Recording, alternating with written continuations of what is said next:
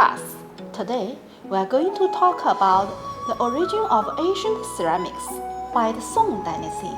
Chinese classical aestheticism was at its peak. What are the main aspects of it? There was a kind of mature rationality and self-awareness in the development and inheritance of culture.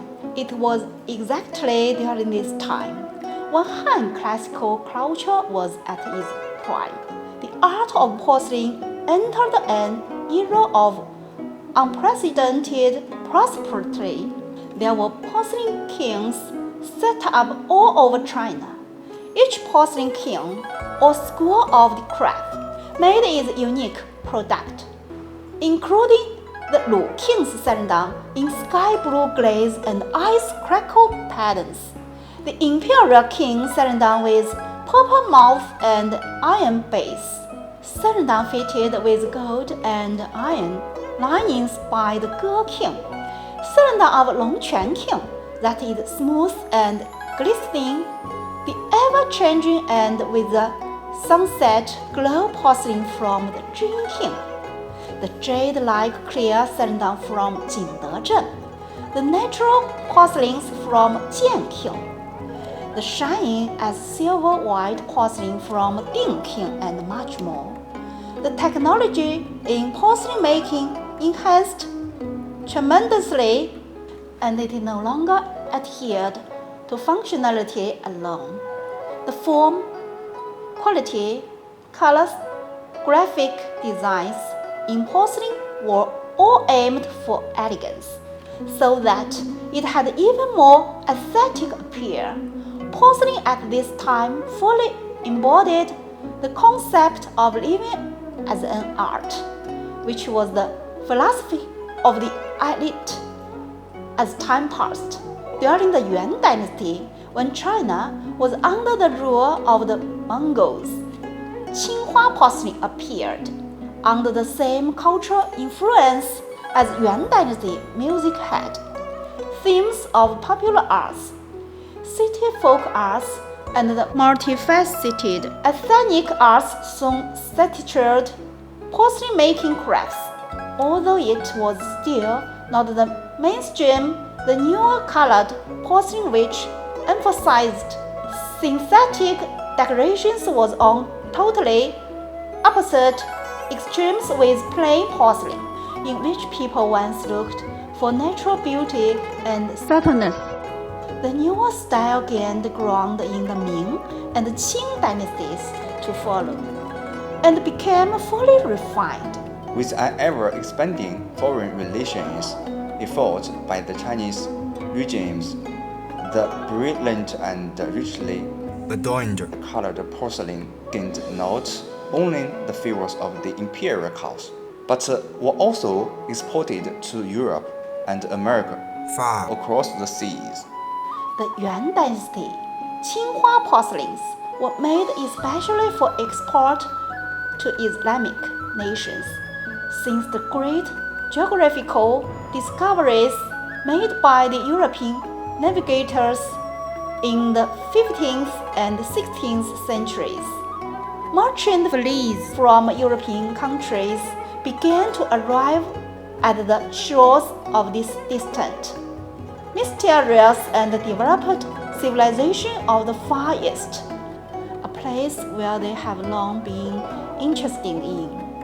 The navigators from Europe saw infinite business opportunities here, with China's elegant silk and embroidery, fine tea and consummate porcelain ware mesmerizing the Europeans.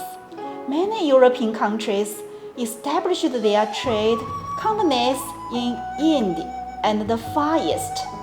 The Dutch East India Company played a special leading role in porcelain trade. At the end of the 16th century, porcelain ware exported to Europe through Portuguese merchants aroused so much interest that the demand far exceeded supply and production capabilities. Through all of the 17th century, the increase in commercial exchange between Europe and China helped to promote porcelain ware as an object of exotic flair within the European upper social class, a new trend that echoed the passion for Chinese tea started to spread throughout the continent, all the way until before the 19th century. China was still the most advanced maker of porcelain. People today are able to witness the many exported fine Chinese porcelain in the museum of many countries across the world. At the same time, it is not difficult to see the impact of Chinese porcelain making. Chinese porcelain export brought forth communication and understanding between Eastern and Western cultures and us, and is a crucial link in the cultural development and the history of economics and commerce of humankind. The village of Gaoli is situated near the town of Jingdezhen. On the hills behind the village is the source of clay used for porcelain making since the late Ming Dynasty, which propelled the little village to international fame. All the way until the mid-Qing Dynasty, Jingdezhen's porcelain all relied on this porcelain clay from Gaoli Hill. It was exactly around this time that Europeans made the most frequent visits and purchase orders to Jingdezhen for importing porcelain to Europe.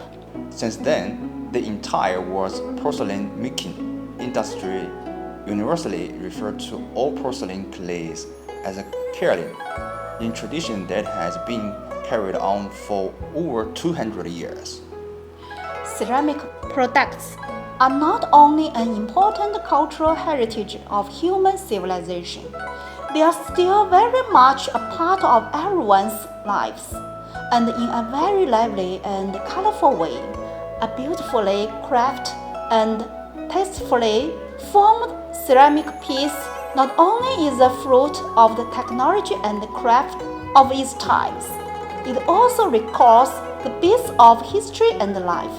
Sometimes it can even carry paintings, poetry, calligraphy, sculpture, all on its tiny body, or serve as a medium of information for society.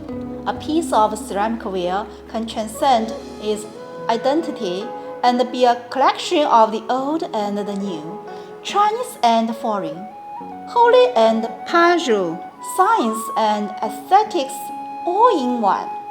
Its value for its exquisite form and beautiful glaze. It is the concept of tangible objects reveal more than the material. That's all for today. Thanks for watching it. See you next time.